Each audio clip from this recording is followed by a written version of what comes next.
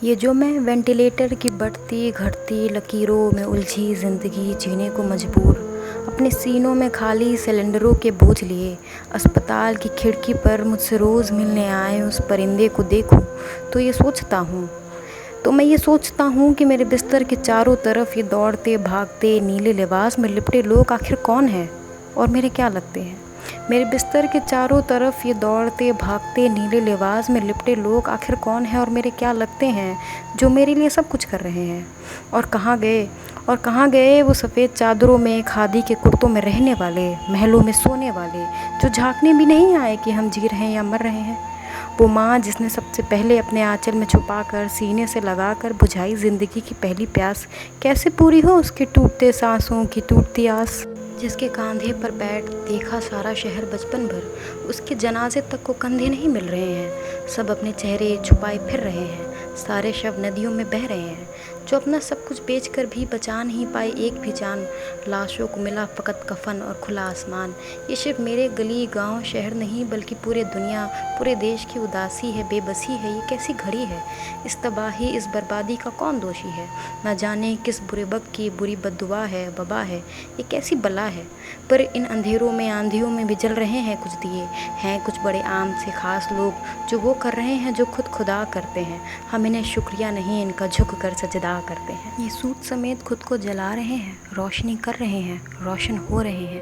पर ये रात अंधेरी ही नहीं सर्द भी है। सो इन आंधियों में अंधेरों में ये दियों के साथ अलाव है।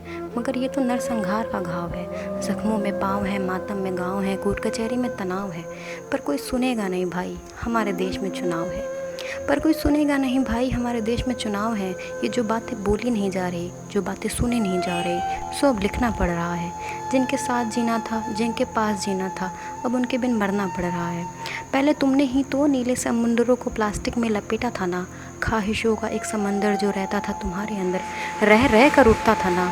सो अब जो तुम लिपटे हो नीली झिल्लियों में, और अब जो लेटे हो वेंटिलेटरों में, ज़िंदगी नपी है सिलेंडरों में, और फंस चुके हो करप्शन के काला बाज़ारों में, तो क्या तुम्हें पता है, क्या तुम्हें पता भी है कि आधे जले जंगल, सूखे पड़े पेड़ का हर एक तना, उसका गोसा गोसा, बिल्डिंग और शहर बनने के बाद जो बच गए वो पेड़, तुम्हारे ऑफिस के बाहर खड़े तुम्हें छाँव देने वाले बगीचे, मुरझाई पत्तियाँ ज़मीं पर गिरकर पैरों से कुचल जाने से भी बहुत पहले अपनी आखिरी सांस तक तुम्हें सांस देना चाहती हैं, ताकि तुम सांस लेते रहो, जीते रहो।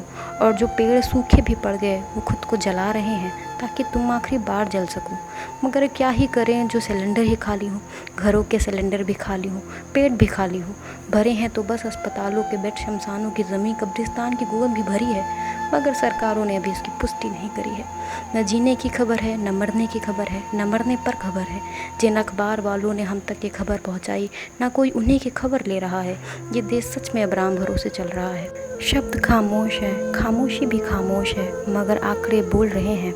एक ऐसा मंजर है, लोग सूखी पत्तियों की तरह झड़ झड़ करके मर रहे हैं, जल रहे हैं। तुम मानोगे नहीं, मगर इस देश के नेताओं से ज़्यादा काम तो इस देश के पेड़ कर रहे हैं। इस देश के नेताओं से ज़्यादा काम तो इस देश के पेड़ कर रहे हैं।